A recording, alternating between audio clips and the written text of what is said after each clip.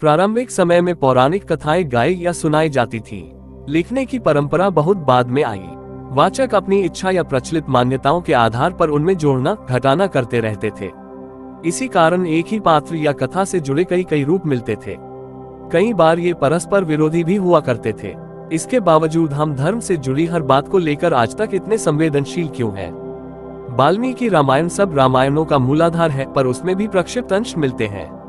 सीता रामायण की प्रमुख और महत्वपूर्ण पात्र हैं। अचरज की बात है कि उनके माता पिता के बारे में निश्चित और विस्तृत जानकारी न होने के कारण उनके जन्म के विषय में कई कहानियां मिलती हैं। विद्वानों का ध्यान इस विविधता से जन्म लेने वाली समस्या की ओर गया। फादर कामिल बुल्के ने सीता जन्म से जुड़ी प्रत्येक कहानी की पुरातनता और उससे जुड़े महत्व को दृष्टि में रखकर उन कथाओं को क्रम में लगाकर रखना चाहा। वाल्मीकि रामायण पर आधारित रामोपाख्यान, हरिवंश रामायण आदि में सीता को जनकस्य कुले जाता कहा गया, पर वाल्मीकि रामायण में ही 2 जगह उनके चमत्कारी जन्म की कथा भी मिलती है। हो सकता है कि यह बाद में जोड़ी गई हो। पहली के अनुसार सीता को भूमिजा कहा गया और ज्यादातर रामकथाओं ने इसे ही स्वीकार किया। इसके अनुसार राजा जनक पूजा हेतु धरती पर हल चला रहे थे, तभी हल रेखा से एक बालिका मिली, जिसे अपनाकर उन्होंने सीता नाम दिया। वाल्मीकि रामायण के बांग्ला और उत्तर पश्चिमी संशोधित संस्करणों में चमत्कारिक जन्म कथा को विस्तार दिया गया। जन संस्करण में सीता अत्रि मुनि की पत्नी अनुसुया को अपने जन्म की कथा सुनाती है। 2 अन्य संस्करणों में भी यह कथा काफी लंबी दी हुई है। इसके अनुसार सीता के धरती से निकलने पर आकाशवाणी हुई, जनक, यह बालिका मेनका से उत्पन्न तुम्हारी मानस पुत्री है। क्षेमेंद्र की रामायण मंजरी में भी यही कहानी मिलती है। रावण से रिश्ता। वाल्मीकि रामायण के उत्तरकांड के 17वें खंड में वेदवती की कहानी मिलती है। इसके अनुसार सीता पूर्वजन्म में लक्ष्मी का अवतार थी और वे विष्णु को पाने के लिए हिमालय पर तप कर रही थी।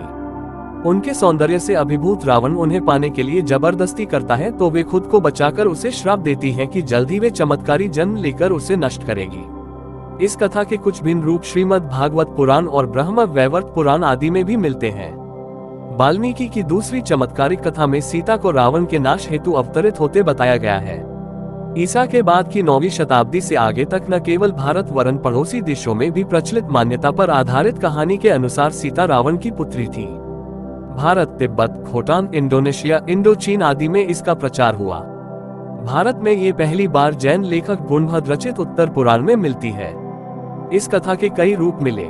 कुछ में उन्हें मंदोदरी से पैदा बताया गया है, जिसने ये जानकर कि बालिका उनके पति के नाश का कारण बनेगी, उसका त्याग कर दिया था। वह किसानों को मिली, जिन्होंने उसे राजा जनक को दे दिया। 18वीं शताब्दी की कश्मीरी रामायण में भी यही कथा मिलती है। जावनी सेरत कांड की कहानी मिलती जुलती है, पर पालने वाले ऋषि मैथिली बताए गए हैं। इस कथा में बालिका का नाम सिंता है। इसी समय की श्यामी रामायण में समुद्र में फेंकी गई बालिका को देवता उस दिशा में ले जाते हैं कि वह लंका से मिथिला पहुंचकर जनक को मिलती है। कंबोडिया की रामकथा में लंका से संबंध नहीं जोड़ा है। ये सारी कथाएं गुणभद से प्रेरित कही जा सकती हैं। अद्भुत रामायण के अनुसार सीता ऋषियों के रक्त से जन्मी और आनंद रामायण के अनुसार अग्नि से उत्पन्न हुई थी। दशरथ जातक के अनुसार दशरथ की पहली पत्नी से राम लक्ष्मण के साथ सीता भी जन्मी थी। जावा की राम कलिंग और मलाया की सेरीराम में भी उन्हें दशरथ पुत्री बताया गया है। पेरिस में फादर बुशे के रखे पत्रों में निहित कहानी के अनुसार केहुमी समुद्र मंथन से जन्मी थी। उन्हें वेदमुनि ने पाला था। वे विष्णु से उनका विवाह करना चाहते थे, जो तब तक रामेन के रूप में जन्म ले चुके थे। बाद में वे उन्हीं से ब्याही गई थी। क्या ये विभिन्न कथाएं हमें सीता का अपमान लगनी चाहिए? पौराणिक पात्रों को लेकर कही गई हर बात हमारे यहाँ विवाद का रूप ले लेती है। कितने अचरज की बात है कि हम अपनी आस्था और ज्ञान के अहंकार में, अपनी मान्यता के गर्व में किसी दूसरे की बात को न सुनना चाहते हैं, न समझना चाहते हैं, जबकि अपने धर्म से जुड़ी हर बात को जानने की जिज्ञासा हम में होनी चाहिए। आस्था और संदेह। मनुष्य के लिए आस्था और संदेह दोनों ही आवश्यक हैं, क्योंकि ये ही हमें अज्ञात मोड़ों से निकालते हैं। विदेशों तक फैली कथाएं हमारे पौराणिक नायकों का आदर करती हैं। अगर कभी वे किसी चरित्र को लेकर जिज्ञासा व्यक्त करती हैं, तो इसे उसका अनादर नहीं समझा जाना चाहिए। इन भिन्न कथाओं को पढ़कर हम एक अलग सोच से रूबरू होते हैं। धर्म का मूल एक अच्छी सोच में ही निहित है।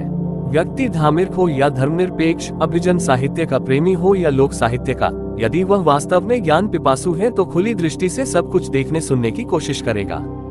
सही यह होगा कि जो उसको अच्छा लगे उसे ग्रहण करे और जो अच्छा नहीं लगे उसे छोड़ दे।